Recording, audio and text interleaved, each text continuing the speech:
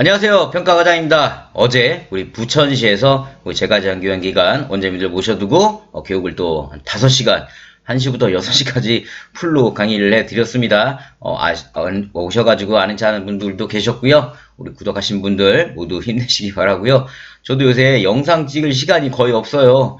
그래서 어제 교육 끝나고 오늘은 사무실에 좀 하루 있으면서 이제 영상도 좀 촬영을 하고 있습니다. 자, 오늘은 이제 그동안 좀 밀렸던 거예요. 제가 원래는 항상 이렇게 했던 건데 너무 밀려가지고 오늘 좀 이제 영상을 찍고 있습니다. 뭐냐면 자, 궁금하면 질문해. 자, 우리 카페 나는 평가를 준비하면서 자, 이런 거 너무 궁금했다. 너무 궁금했는데 어디다 물어볼 데도 없어가지고 이제 질문하신 것들 중에 제가 이제 봐가지고 이제 선정해서 영상으로 답변을 드리는 시간입니다. 자, 그럼 첫 번째 질문을 좀 볼까요? 자, 우리 시청하신 분들도 궁금한 게 있으시면 저희 화면에 보이시는 제 네이버에 평가과장 검색하시고 들어오셔가지고요, 질문을 하시면 제가 답변을 드리고 또는 그 중에서 이거는 원장님들이 좀 많이 좀 헷갈리시거나 궁금하신 것들은 지금처럼 영상으로 안내를 드리도록 하겠습니다. 자, 첫 번째 질문입니다. 우리 리프로 회원님께서 질문을 하신 건데 사례관리 회의에 질문을 하셨어요. 자, 안녕하세요. 평가바이블 구매 후 궁금한 점이 문의를 남깁니다. 저희는 시설장, 대표적인 사회복지사 또는 일반 사회복지사, 그 다음에 어르신이 한 60명 크시네요. 자, 요양보사님은 3가량에 근무 중인데 이직과 사례관리 참여는 대표적인 사회복지사와 사회복지사 직원 해당 회원 3명에서 총 3명으로 했는데요. 자, 첫 번째 질문입니다. 자, 우리 시청자분들 한번 같이 고민해 보세요. 자, 대표자겸 사회복지사와 요양보사 혹은 시설장과 요양보사 아니면 사회복지요양보사 이렇게 둘만 해도 되는지요? 두 번째 질문입니다. 시설장, 대표자겸 복지사, 요양보사 이렇게 해도 되는지요? 사회복지사를 제외하고. 자, 우리 평가에서는 우리 재가기관들, 우리 방문요양이 됐든 방문 목욕이 됐든 주간보호가 됐든 단기보호가 됐든 사례관리에 참석하시는 사람은 급여를 받는 직원 2명 이상이시면 돼요. 직책은 전혀 상관이 없습니다. 지금 말씀하신 이 직책은 요양원은 이렇게 해당이 돼요. 요양원 같은 경우는 우리 공동생활가정이나 입소시설들은 직책별 1명 이상이 참여하게 돼 있어요. 그러나 우리 재가기관 안에 있는 방문요양부터 주간보호까지는 직책별은 상관이 없어요. 그냥 급여를 받는 직원 2명 이상. 즉 여기서 말하는 것처럼 대표자 겸 사회복지사랑 대표자라는 분은 내가 급여를 안 받잖아요. 그럼 이분을 뺀 2명입니다. 즉 그러니까 이 대표자 1명, 그 다음에 사회복지사 1명, 요양보사 1명 이렇게 하셔도 되는 거고, 아니면 대표자 1명, 그냥 요양보사님 2명 뭐 이렇게 하셔도 크게 상관은 없어요. 즉 직책은 상관이 없다는 걸 말씀을 드립니다. 또한 여기서 부가적으로 또 하나 말씀을 드릴게요. 아마 해당 요양보사 1명이라는 말이 우리 사례관리 선정한 어르신이 예를 들어 홍길동 어르신이라면 우리 방문요양이나 목욕 같은 경우는 해당 전담 요양보사님들이 계시잖아요. 그럼 그 전담 요양보사님을 아마 참여시키는 것 같으세요. 물론 그것도 맞으세요. 그것도 맞는데 굳이 해당 요양보사님을 참여를 안 시켜주셔도 돼요. 즉 여기 같은 경우는 이 요양보사님 빼고 그냥 복사님 2명과 센터님 하셔도 돼요. 왜냐하면 우리가 사례관리를 함에 있어서 예를 들어 김말자 요양보호사님이 우리 센터님께 시설장님께 그 홍길동 어르신께서 현재 치매가 너무 심하시는데 요새 와서는 폭력성도 너무 심해지신 것 같으세요. 이런 거를 좀 어떻게 개선할 수 있고 극복할 수 있는 우리 방법을 좀 마련했으면 좋겠습니다. 해가지고 우리 시설장님이 이제 사례관리를 이제 소집하잖아요. 그럴 때 해당 요양사님을 부르셔도 되고 아니면 야, 이 해당 요양보호사님이 이런 얘기를 했는데 자, 우리 경력 우리 프로들 한번 와봐. 이런 거에 대해서 경험이 많은 다른 요양보호 선생님 불러서 진행을 하셔도 상관은 없으세요. 즉 결론으로 말씀드릴게요. 재가기관에서 사례관리 하실 때는 직책별은 상관이 없습니다. 그냥 급여를 받는 직원 2명 이상만 참가를 하시면 되는 거고 해당 요양보호사님이 참여를 꼭 해야 되느냐? 그건 아니라는 말씀을 드리도록 하겠습니다. 아셨죠? 이 질문에 답변들도 많이 하셨는데요. 개인정보나 이런 부분 때문에 답변은 제가 보여드리진 않을게요. 근데 이런 식으로 이 부분에 대한 답을 드렸습니다. 자, 그럼 우리 또 두 번째 질문을 가볼까요? 질문 주신 우리 리프로님 정말 감사드리고요. 아마 12월 15일 평가 발표가 되면 아마 카페 이벤트가 무조건 시작이 됩니다. 내가 바로 등록왕. 그때부터 질문을 많이 하신 분들 1등에게는 저희가 25만원 상당의 평가바이블을 1등 상품으로 드리고요. 뭐 2등부터 3등까지 또 참여하신 분들 해가지고 소정의 상품을 겁니다. 따라서 우리 리프로님도 지금처럼 꾸준히 질문을 하시고 그때 또 질문을 많이 하신다면 좋은 이벤트를 상품을 받으실 수 있을 거라고 봅니다. 자, 다음 질문 또 볼게요. 다음 질문입니다. 우리 열콩콩 회원님께서 질문을 하셨어요. 자, 방문요양에 위원회 구성이 있나요? 운영위원회 구성이. 자, 방문요양에 운영위원회 구성이 있나요? 매뉴얼에는 운영위원회가 없는데 저희 센터장이 시보고 해야 한다고 하세요. 이게 우리 고위등록증에 보시면 2자, 3자 있으세요. 뭐 2번을 해야 되고 3번을 해야 되고 뭐 2번을 안 해야 되고 3번을 안 해야 되고 하는데 해야 되는 번호가 있으세요. 근데 이거는 시군구에서 하라는 거예요. 이제 우리가 회계로 다 재가기관들도 넘어오셨잖아요. 그럼 회계가 넘어왔기 때문에 우리가 뭐 우리가 회계도 지금 대행하시면 회계 보고도 하시잖아요. 예산서, 결산서도 진행하시고 그러면 운영위원회를 하게 돼 있어요. 그러나 평가에서는 운영위원회가 없어요. 평가에서 운영위원회가 있는 거는 우리 요양원들 공동생활가정만 운영위원회가 분기별 한 번씩 하게 돼 있는 거고 방문요양에는 운영위원회가 없습니다. 이 질문 저한테 전화로도 많이 오고요. 이메일로도 문의를 많이 옵니다. 오늘 영상을 보신 분들은 명확하게 하셔야 됩니다. 평가는 말 그대로 평가 매뉴얼에 있는 것만 봐요. 우리가 예를 들어 기관 운영상 하시는 것들 있죠. 어느 지역에서는 뭐 장애인 교육도 해야 된다. 그죠? 뭐 노인에 대한 다른 것도 해야 된다라고 막 이런 것들도 나와요. 근데 평가 매뉴얼 어디에도 장애인에 관계된 건 없어요. 그러면 그거는 시군구에서 자체 진행을 그냥 하시는 거예요. 따라서 우리 평가에서는 운영위원회가 없습니다. 자, 헷갈리는 질문입니다. 이것도 질문들 많이 하시는 거예요. 아주 중요한 질문 해주셔가지고 감사하고요. 1000님, 다음에도 좋은 질문 기대하겠습니다. 자, 그럼 다음 또 질문 보겠습니다. 우리 파라1218님께서 질문을 하셨어요. 파라 맞겠죠? PARA. 자, 질문이 뭐냐면 급여적용 결과평가 이번에 새로 신설된 거죠. 평가번호 방문요양이 아마 29번인가 그럴 텐데 29번에 급여적용 결과평가가 들어왔어요. 자, 그 질문인 것 같습니다. 자, 평가 항목에 급여적용 결과가 있는데 12월에 제6구 급여계획서 작성하면 결과는 언제 작성해야 하나요? 모든 대상자가 시점이 다른데 기준일을 어떻게 잡아야 할까요? 기준일은 급여계획서입니다.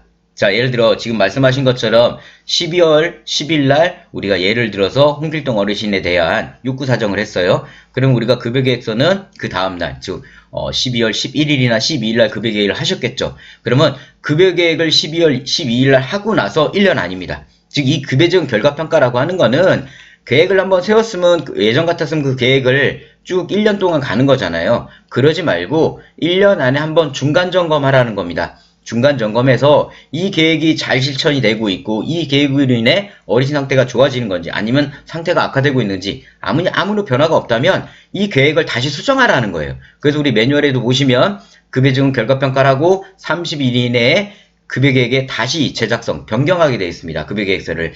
따라서 기준점은 급여계획서 작성 날짜를 보시면 되는 거고요. 그로부터 1년 아닙니다. 그러면 우리 원장님들이 이제 또 고민들을 하세요. 그러면 아싸 12월에 하신 분들은 1년 아니니까 내년 12월에까지 하면 돼. 이분은 급여적용 결과를 안 해도 되겠지. 내년에 뭐 12월에 하면 되니까 그것도 틀린 건 아닙니다. 단지 근데 예를 들어 뭐 예를 들어 5월에 하셨던 분이라든가 이런 분들 또 4월에 했다, 7월에 했다 이런 분들은 이 평가 새로운 게 적용이 지금 12월에 발표가 되면 1월부터 적용되시잖아요. 그러면 그분들은 결과평가가 무조건 다 들어가야 됩니다. 들어가야 되기 때문에 모두 진행하셔야 되는 거고 이 급여적용 결과평가는 제가 조만간 응용편에서 상세하게 말씀을 드릴 거예요. 그때 작성하는 법도 어떻게 작성하는지를 다 말씀드릴 테니까요. 자, 우리 급여적용 결과평가의 시준점. 자, 급여적용 계획서라는 거 아주 정말 인제 나온 질문을 하셨어요. 우리 파라1228님 질문 감사드리고요. 다음 질문 또 기대해 보겠습니다. 저를 난감해하는 그런 질문 저 되게 좋아합니다. 그러니까 저런 좀 난감한 질문들 많이 올려주시면 돼요. 자, 다음 질문을 보겠습니다. 우리 무커님께서 질문을 하셨어요. 우리 요양보호사 교체 시 인수인계서 작성 여부 문의를 하셨어요. 자, 필수로 인수인계서 작성하고 서류 보관해야 되나요? 답변은 뭐죠, 시청자님? 답변은 아니에요. 우리가 인수인계서는 해야 돼요. 인수인계는 해야 돼요. 인수인계는 해야 되는데 그거에 대한 인수인계서 보고서는 작성하는 게 아닙니다. 예전 2017년 평가 때까지는 우리가 인수인계서를 하게 돼 있었어요. 우리 어르신에 대한 근로자가 바뀌면 업무 인수인계서를 작성하게 돼 있었는데 2019년 평가부터 없어졌어요. 면담으로 바뀝니다. 근로자한테 물어봅니다. 근로자님, 인수인계를 제대로 진행을 하셨나요? 인수인계 때 어떤 내용들을 들으셨나요? 또는 보호자에게 또 수급자에게 물어봅니다. 인수인계를 받으신 거에 대해 설명 들으셨나요? 인수인계 받은 직원은 이전 직원과 같이 같은 동등 이상의 서비스를 해주고 계시나요? 이런 질문을 면담으로 바뀌었어요. 따라서 이 질문에 대한 답은 인수인계서는 작성을 안 하셔야 돼요. 물론 인수인계는 해야 됩니다. 그러나 인수인계에 따른 서류는 안 하셔야 돼요. 그러나 이번 평가의 신설 항목에 뭐가 있냐면 직원 변경 안에 들어온 게 있죠. 평가번호 25번일 겁니다. 직원 변경에 들어온 게 뭐냐면 근로자가 바뀌면 인수인계는 당연하지만 보고서는 상담일지를 작성하라고 나왔어요. 상담일지를. 무슨 얘기냐면 원래는 좀 안 보여드릴까도 했는데 궁금들 하시니까 자 직원 변경에 보시면 이런 화면에 보고 계시는 이런 상담일지를 이제 남겨야 됩니다. 상담일지를 남겨서 뭐 어르신에게 서비스를 제공하고던 근로자의 변경 의뢰나 어르신에게 변경 교육자를 하겠다라는 이런 상담일지를 이제는 작성하셔야 돼요. 상담일지를 작성을 해가지고 그 상담일지를 남겨야 됩니다. 언제부터요? 내년 1월부터입니다. 새로 신설 항목이기 때문에 평가 12월에 발표되니까 1월부터는 상담일지, 우리 수급자들은 보호자와의 인수인계에 대한 상담일지를 남기셔야 됩니다. 그러니까 괜한 하지 않아도 될 인수인계서에 힘쓰지 마시고요. 자, 이제는 센터장님께 얘기를 하세요. 또는 이 질문하신 분이 센터장님이시라면 이제는 상담일지를 하셔야 되는 겁니다. 아셨죠? 자, 그래도 이것도 새로운 항목에 대한 질문이고 좋은 질문 감사드립니다. 우리 무커님도. 자, 그럼 다음 또 질문 볼까요? 자, 우리 자몽이 하다님 회원님께서 질문을 하셨어요. 우리 급여제공 기록지에 대한 질문을 하신 것 같은데 질문 내용 좀 보겠습니다. 자, 저희는 모든 선생님이 RFID를 사용하세요. 대단하세요. 근데 좀 많이 올라오긴 했어요. 일단은 RFID가 거의 사용하고 계시다면 95% 이상이기 때문에 3점이 획득이 되셨겠네요. 축하드립니다. 제가 보통 기간 들어가서 해드릴 때 최우수 기간 원하시는 분들은 이 RFID를 무조건 점수 획득해야 된다고 말씀을 드려요. 이제는 피해갈 수가 없습니다. RFID를. 자, 그러면 또 엉뚱한 소리 하고 있죠. 자, 질문이 태그를 실수할 때 급여증기지를 작성을 합니다. 그죠? 우리 태그 만약에 근데 안 찍히면 그날 거에 대한 기록지를 써야 되잖아요. 우리가 이때 매월 초에 본인 부담금 명세랑 같이 우편으로 보내고 영수증 있으면 인정되나요? 아니면 매주 직접 전달하면 인정하나요? 자, 보세요. 우리가 평가 매뉴얼에 보려면 뭐라고 나오냐면 급여 제공 기록지를 작성할 경우에는 매주 발송하게 되어 있습니다. 그러나 RFID를 만약 하게 된 경우는 한 달에 한 번 보내고 있어요. 그러면 자, 첫 번째 매월 초에 분양금액 같이 보낸다는 거는 100% 그 달 전체가 RFID를 했을 때예요. 그러면 저렇게 월 초에 보내시고 영수증 보관하면 인정됩니다. 그러나 예를 들어 중간에 뭐 예를 들어 11월 지금 이제 12월이지만 저번 달에 보니까 뭐 20일 정도에 하루 안 지켰어요. 그럼 급여증이 썼죠. 그 거는 그 다음 주에 전달을 해야 됩니다. 그리고 발급대장이나 우편 영수증을 내가 평가관한테 보여줘야 돼요. 자, 분명히 말씀드려요. 매뉴얼에도 나와 있지만 RFID는 한 달에 한 번 보내고 영수증이든 발급대장을 갖고 있으면 돼요. 그러나 만약에 급여증기록지를 하고 있다면 무조건 매주 전달을 해야 됩니다. 즉 이번 주에 기록지를 썼다면 다음 주까지 갖다 줘야 돼요. 따라서 이 질문에 대한 답이 되셨나요? 자, 급여증기를 안타깝게 작성을 하셨다면 매주 직접 전달하셔야 됩니다. 매주 직접 전달 알면 우편으로라도 보내셔야 되세요. 아셨죠? 어제 부천교육에서도 이 질문이 나왔어요. 나왔기 때문에 이런 걸 모르나 하지 마세요. 이게 은근 헷갈립니다. 그죠? 우리 예를 들어 뭐 우리가 인권 침해, 대응 지침에서 참석자 서명을 해야 되는데 이 서명에 이름 석자를 써야 되는지 아니면 우리가 카드 결제하고 하는 그런 막 사인을 해도 되는지 자, 뭐가 맞을까요? 정답은 다음에 알려드릴게요. 그죠?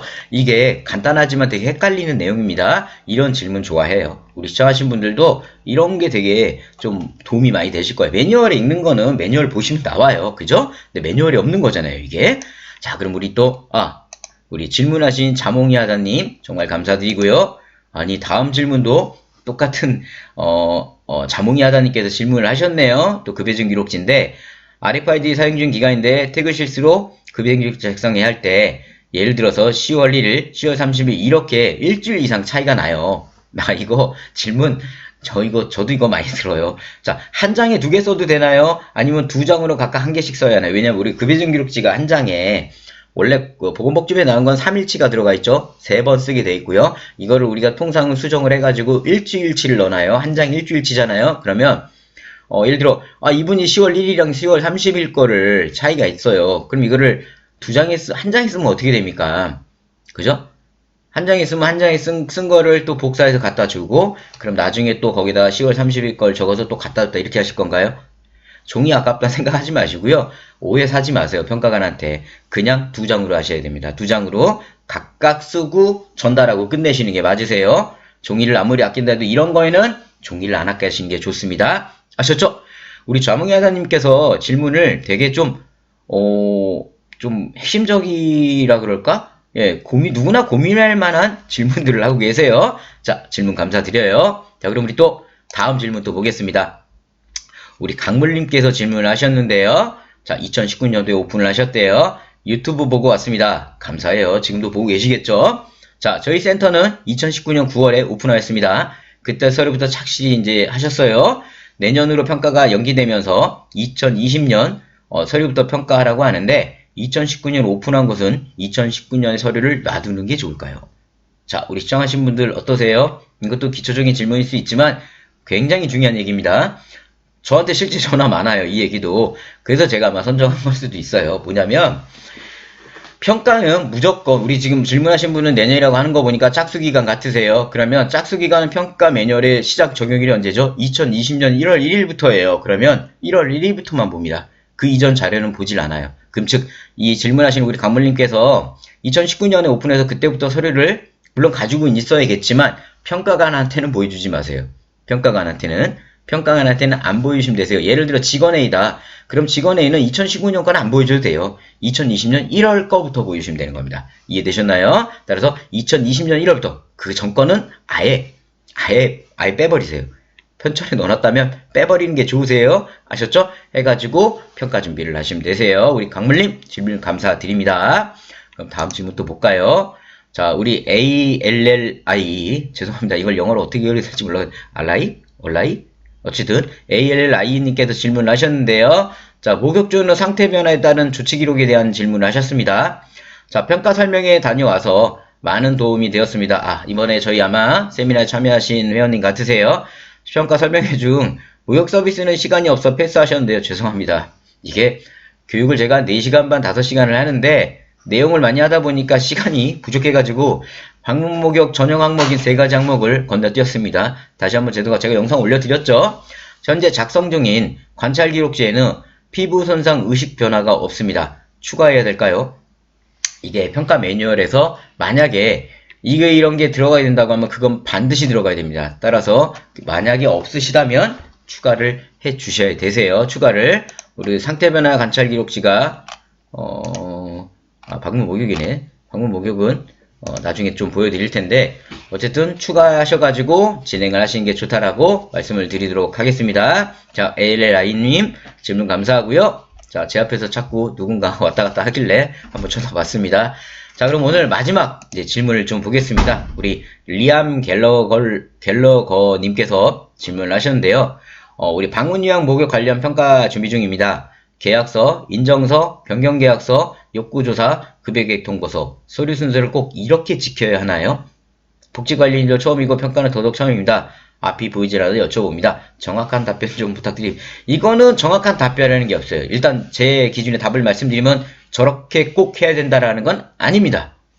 평가에서는 예전에 2017년도에는 체계적 급여적이라는 평가 항목이 있었어요. 우리 개인 편찬 항목이죠. 지금 질문하신 것처럼 개인 편찬 그 평가 항목에도 저 순서대로 넣으라는 건 없었어요. 지금도 마찬가지입니다. 가끔 요새는 평가관들이 오히려 낙상욕차인지 욕구 있죠. 그걸 맨 앞에 놓으래요.